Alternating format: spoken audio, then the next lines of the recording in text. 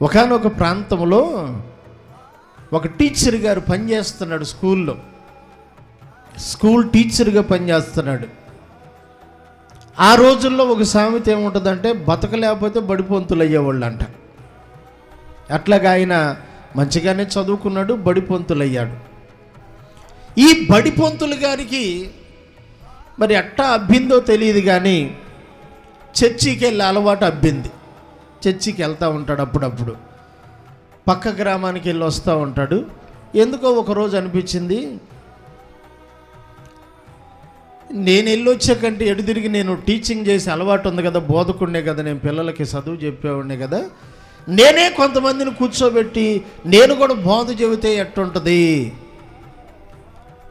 అనుకొని ఈయన ఒక చిన్న సంఘాన్ని ఏర్పాటు చేసి వచ్చిన వాళ్ళకి దేవుని వాక్యాన్ని చెబుతున్నాడు. చదువుకున్నవాడు కనుక, బోధించే అలవాటు ఉన్నవాడు కనుక బైబిల్లో ఒక్కొక్క మాట చదువుతున్నాడు, ఈ మాటను గురించి ఆ పోటు చెప్పేస్తున్నాడు, అయిపోతుంది.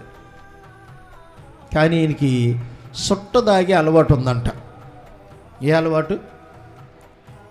కొంతమంది ప్రార్థనకు వచ్చేవాళ్ళకి కూడా పాదిది పోకూడదనే రూల్ ఏమన్నా? పళ్ళు ఊడిపోకముందే, క్యాన్సర్ రాకముందే ఉపవాసం ఉండి ఏసయ్యా నాకు జయమిమ్మంటే ఎత్తాడు, లేకపోతే నువ్వే సత్తావు రేపు. పచ్చిగా చెప్పాలంటే అంతే జరిగేది. ఈయన ఒక దేవుని సేవలో ఉన్న ఈయన సుట్టకాలుతున్నాడు, చక్కగా అందరికీ దేవుని గురించి చెప్తున్నాడు. ఒకానొక రోజున మద్రాసు ప్రాంతం నుండి దానియేలు అనబడిన ఒక దైవజనుడు ఆ ప్రాంతానికి వెళ్ళాడు. ఆ దైవజనుడు వాక్యం చెబుతూ ఉన్నాడు. ఆయన చెబుతున్న ఒక మంచి మాట ఏంటో తెలుసా? ఇదిగో, పొగాకు తినకూడదు, సుట్ట దాగకూడదు, సినిమాలు చూడకూడదు, అబద్ధాలు ఆడకూడదు, దొంగతనం చేయకూడదు, వ్యభిచరించకూడదు, అలాగూ చేసిన వాడికి ఇదిగో పాతాళం ఎదురు చూస్తుంది అంటూ ప్రకటన గ్రంథంలో నుంచి ఒక వాక్యాన్ని చెప్పాడు. ఈ మాట ఎప్పుడైతే దానియేలు అనే దైవజనుడు చెప్పాడో, ఇక వెంటనే వెనక్కి కూర్చొని వెంటనే ఆయనకు అర్థమైపోయింది, ఇదేందిరా సుట్ట దాగకూడదా? నేను బైబిల్ అప్పుడప్పుడు చదివినా కూడా లేదు కదా సుట్ట అనే మాట అని చెప్పి కూటమైనాక ఆ దైవజనుడి దగ్గరికి వెళ్ళాడు. దానియేలయ్య గారు, మీరు సుట్ట కాలకూడదని చెప్పారు కదా, బైబిల్లో ఉందా ఆ మాట అంటే ఆయన అన్నాడంటే, అన్ని బైబిల్లో రాయరు, కోడి గురించి రాశాడుకో, కోడి ఏకెంత, పొడుగెంత, రంగెంత అని రాస్తాడా? ఇది పలానూరు కోడి అని రాస్తాడా? మనం ఏమి చదువుకోవాలంటయ్యా, నీ దేహమును చెరిపే ఏదైనా దాన్ని మాత్రం నువ్వు జాగ్రత్తగా తీసేసుకోవాలని మాత్రం ఉంది. ఎందుకంటే నీ దేహము దేవుని ఆలయం అని దేవుని వాక్యం ఉందని కొన్ని రిఫరెన్సులు చూపించి వాక్యం మాట్లాడితే, అయ్యా నేను ఇదిగో ఈ ఊర్లో సేవ చేస్తున్నా, నాకు సుట్ట గాల్చి అలవాటు ఉంది, టైం అయితేనయ్యా నాలుక పీకిద్దయ్యా, ఉండలేనయ్యా, కాలవకుండా ఉండలేనయ్యా, చాలాసార్లు తీసి పక్కన పడేసి తెల్లవారుజామున పడేసింది మళ్ళీ తెచ్చుకునే ఉండయ్యా, ఏం చేయమంటారు నన్ను మానుకోవాలంటే? 3 రోజులు ఉపవాసం ఉండి ప్రార్థన చేయి, నీకు దేవుడు జయమిస్తాడని ఆ దైవజనుడు చెప్పి 3 రోజులు మీటింగ్లు అయిపోయినాక వెళ్ళిపోయాడు. ఇక ఈయన 3 రోజులు ఉపవాసం ఉండి ప్రార్థన చేస్తుంటే దేవుడు ఇక ఆ ఆలోచన అంతా తీసేసి ఆ అలవాటు మీద జయమిచ్చాడు. ఎలాగూ నమ్మకంగా పరిశుద్ధుడిగా, ఏ అలవాట్లు లేకుండా, పాపము లేకుండా ఆ ప్రాంత ప్రజలందరిని దేవుని కొరకు సంపాదిస్తూ ఉన్నాడు.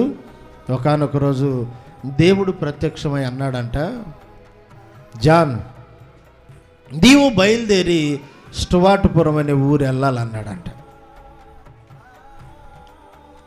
ఎక్కడికి వెళ్ళాలంట? స్టువార్టుపురం వెళ్ళాలి. ఎందుకయ్యా అంటే, అక్కడికి వెళ్ళి నన్ను గురించి ప్రకటించన్నాడంట. అయ్యా, నేను స్టువార్టుపురం ఇంతవరకు వెళ్ళలేదు, కానీ ఆ ఊర్లో అందరూ దొంగలేనంట, చిన్నోళ్ళు, పెద్దోళ్ళు, ఆడోళ్ళు, మగోళ్ళు, ముసలోళ్ళు కూడా దొంగలేనంట. అసలు ఆ పేరు చెబితేనే భయపడే ఊరు, నన్ను ఎందుకు వెళ్ళమంటున్నావయ్యా? నేను వెళ్ళనన్నాడంట.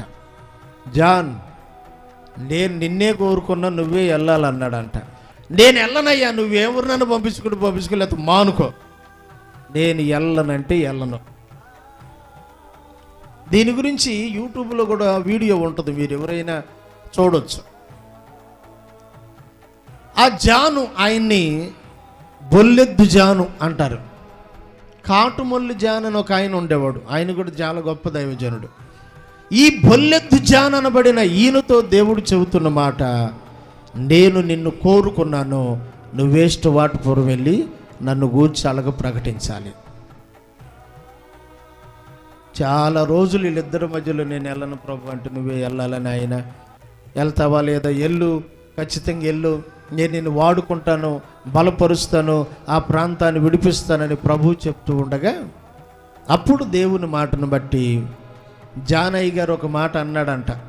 ఎవరితో అన్నాడు తెలుసా? దేవునితో. అయ్యా, నువ్వు నన్ను ఎటు వదిలిపెట్టేటట్లేవు, కానీ నేను కనుక ఆ ఊరు వెళ్ళాలంటే నువ్వు నాతో వస్తేనే వెళ్తానన్నాడంట.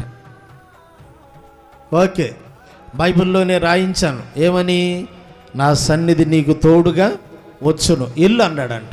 అబ్బే, అట్టేం కుదరదు, నువ్వు వస్తానంటావు కానీ రావేమో, ఆడికెళ్తే దొంగలు నన్ను ఏదో ఒకటి చేస్తారు, కాబట్టి నీవు నా భుజాల మీద ఎక్కి కూర్చుంటే కానీ అప్పుడు వెళ్తానన్నాడంట. దేవుడు ఈ జానయ్య గారి దగ్గర ఎంత తగ్గించుకుంటున్నాడంటే, సరే ఎక్కేలేపా అన్నాడంట. యాడెక్కే బరువేది? జాను, నువ్వు నన్ను మోస్తావా? యెషయా గ్రంథంలో ఏం రాసి ఉంది? ఆకాశము నా సింహాసనం, భూమి నువ్వు ఎంత ఉండవై నన్ను మోయటానికి? నేను ఆత్మరూపుణ్ణి కాబట్టి బరువు ఉండను, ఎక్కి కూర్చున్నాను, పద అన్నాడంట. జానయ్య గారు చేసిన ఒక గట్టి పని ఏందో తెలుసా? ఒక చేత్తో 2 కాళ్ళు అటు పట్టుకున్నాడంట. ఎవరి? ఇప్పుడు అటుక్కాలి ఇటుక్కాలి, ఈయన భుజాల మీద కూర్చున్నట్టు ఈయన 2 అటు పట్టుకున్నాడంట. పట్టుకున్నావా? పట్టుకున్నా, వెళ్ళి రైలు బండి ఎక్కి అన్నాడంట. రేపల్లిలో రైలు బండి ఎక్కాడు.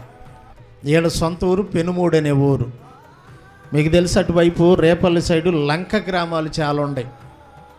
ఆ లంక గ్రామాల్లో ఒక గ్రామం పెనుమూడు.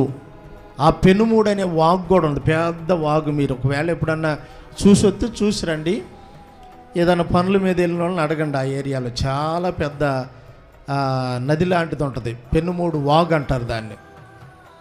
ఆ పెనుమూడు అనే ప్రాంతం నుండి రేపల్లి వచ్చి రైలు బండి ఎక్కి తెనాలు వచ్చి తెనాల్లో బండి మారి అక్కడి నుంచి దొంగల బండి ఎక్కాడు. మేము చిన్నపిల్లలప్పుడు ఒక రైలు బండి పేరు దొంగల బండి, అది ఇప్పుడు కొందో లేదో తెలియదు. సాయంత్రం 6:30 నుంచి 7 గంటల మధ్యలో సరిగ్గా తెనాల నుంచి ఒంగోలు వరకు వెళ్ళి ఆగిపోయింది. తెల్లవారుజామున అక్కడి నుంచి నెల్లూరు వెళ్ళేవాళ్ళు వెళ్తారు. కనపడుతున్నానా? బాగా చూస్తున్నారు నన్ను? చూడండి, అసలు సపోర్ట్లు బాగుండేలే. ఈసారి స్లాబ్ వేసేటప్పుడు ఊరిని బయట నుంచి సపోర్ట్లు ఇయ్య పెట్టేది, గట్టిగా ఉంటుంది స్లాబ్. ఆ రోజు ఆ దైవజనుడు దొంగల బండి అనే బండి ఎక్కి స్టువార్టుపురంలో దిగి ఆయన లోపలికి వెళ్ళే వాతావరణం చూస్తే పేకాట ఆడేవాళ్ళు, నాడుసారాయి కాసేవాళ్ళు, తాగేవాళ్ళు, ఈ పిక్కలాటలు ఆడేవాళ్ళు, రకరకాల ఆటలు ఆడుతూ నశించిపోతూ ఉండగా, వాళ్ళందరికీ దేవుని వాక్యం చెప్తూ ఉండగా, ఆ దైవజనుని దేవుడు వాడుకున్న తీరు చాలా బాగుంటుంది.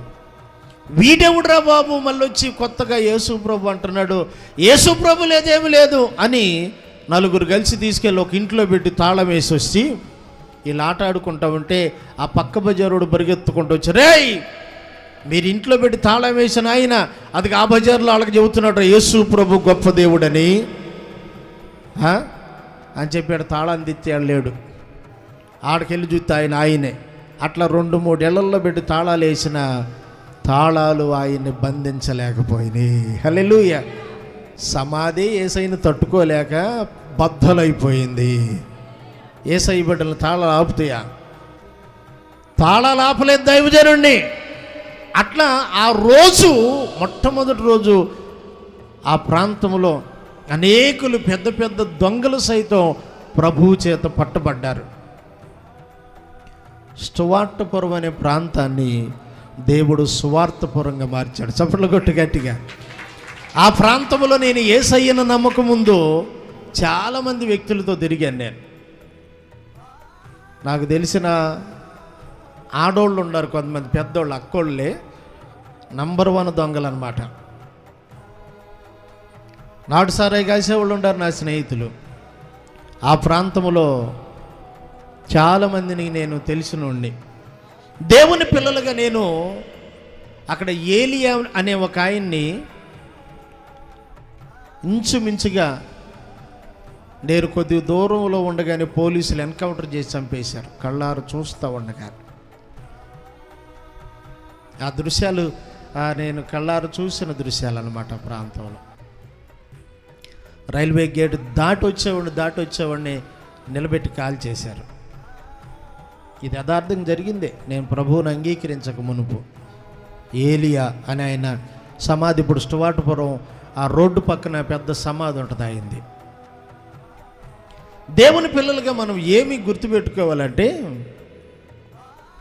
ఒక వ్యక్తి ఆ యేసయ్యను గనుక కలిగి ఉంటే, యేసయ్య అంటున్నాడు, ఏ మనుషుడు కోరుకొని ఇదిగో ఈ గాడిద మీద నేనెక్కాలి, నేను కూర్చోవాలి, ఈ గాడిద ప్రభువునకు కావాలి అంటే, ఆ గాడిద అంట యేసయ్యకు లోబడి వస్తేనంట, యేసయ్య కూర్చున్న దాన్ని బట్టి ఏమైందో తెలుసా, గాడిదకే ఘనత కలిగిందంట.